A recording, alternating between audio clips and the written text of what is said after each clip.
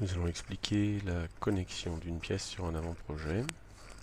Donc on est dans la situation où l'avant-projet a été fait correctement en suivant le standard IUT produit. Les pièces ont été faites correctement en suivant le standard IUT pour les pièces. On cherche à connecter la bielle A sur l'avant-projet. L'avant-projet ayant été fait correctement, il existe une esquisse de la géométrie, des repères appuyés sur la géométrie et des paramètres qui pilotent, qui sont pour chaque liaison, qui piloteront les pièces. Tous ces éléments ont été publiés. De même, la pièce base ayant été faite correctement sur le standard IUT, il existe une géométrie qui est le squelette de la pièce et des repères appuyés sur cette géométrie qui sont les repères des différentes liaisons. On a aussi donc les paramètres qui vont pouvoir piloter la pièce et donc les différentes liaisons de la pièce. L'esquisse 1 a été réalisée sur un repère squelette qui positionne l'ensemble de la pièce. Pour connecter la pièce à un avant-projet, on va récupérer, en faisant un copier-coller avec lien, les éléments nécessaires au positionnement et au pilotage de la pièce base. Pour ce faire, il faut se mettre sur la forme 3D de la pièce. On copie les éléments qui nous intéressent, le repère base, le repère bielle B, les paramètres utiles. Donc je sélectionne avec CTRL, CTRL C pour les copier, et je les colle sur la forme 3D en faisant un collage spécial en tant que résultat avec lien. OK. Les repères collés viennent se mettre dans le répertoire repères et les paramètres collés se mettent dans un paramètre externe. Si les éléments ne sont pas dans cette position et viennent se coller dans le repère, dans la partie set ordonnée squelette, c'est qu'au moment du copier-coller, vous étiez en l'objet de travail était le squelette. Il faut qu'au moment du copier-coller, l'objet de travail soit plutôt le corps principal. Donc si les éléments viennent se coller dans le squelette, vous les supprimez et vous recommencez. Ce copier-coller a été fait correctement. On va ouvrir la pièce à part.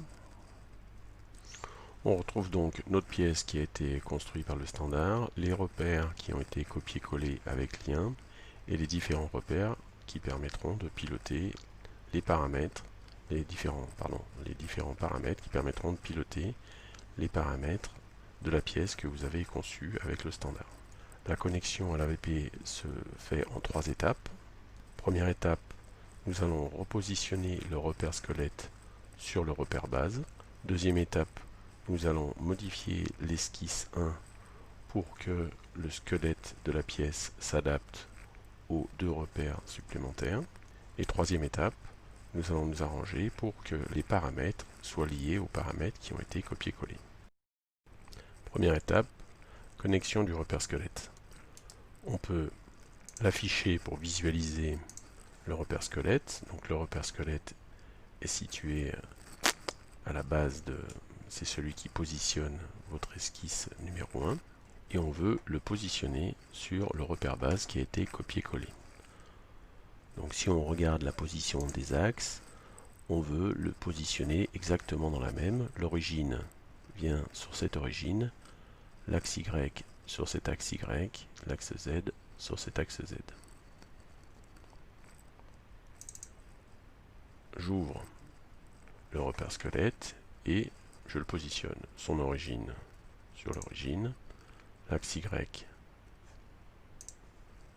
sur l'axe Y, l'axe Z sur l'axe Z. Voilà pour la première étape, le repère squelette est positionné. Deuxième étape, modifier l'esquisse numéro 1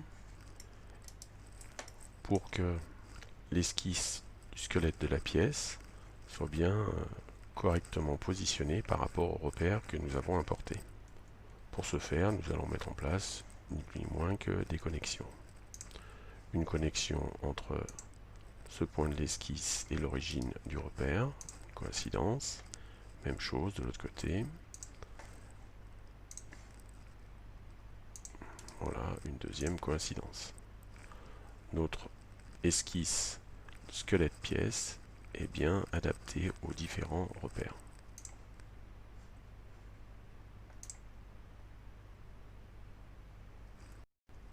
Troisième étape, créer une liaison entre les paramètres qui pilotent la pièce et les paramètres qui ont été collés. Il suffit de créer des égalités ou des fonctions si besoin, égale à l'épaisseur tôle qui a été collée. Ainsi de suite pour tous les paramètres. La base du diamètre de perçage est égale à la base du diamètre de perçage qui vient d'être collée. Il ne reste plus qu'à faire une vérification de la connexion. Cette vérification se fait dans la racine globale, dans le produit global dans lequel vous êtes en train de faire la connexion, en modifiant l'AVP du sous-produit. Vous devriez pouvoir modifier votre pièce qui est directement liée. Première vérification, si je modifie le squelette de l'AVP,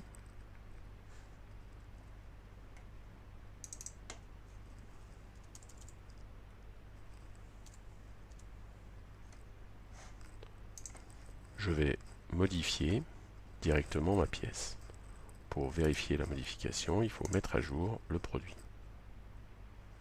On a bien une modification de la pièce. Deuxième vérification, si je modifie les paramètres de l'avant-projet,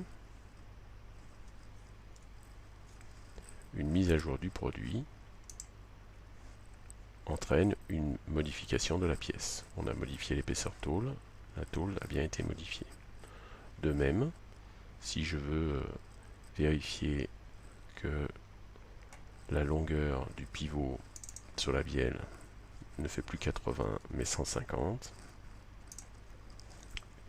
la mise à jour du produit entraînera bien une modification de la pièce. Voilà pour la vérification. Vous vérifiez pour l'ensemble des paramètres et en faisant une modification correcte de l'esquisse.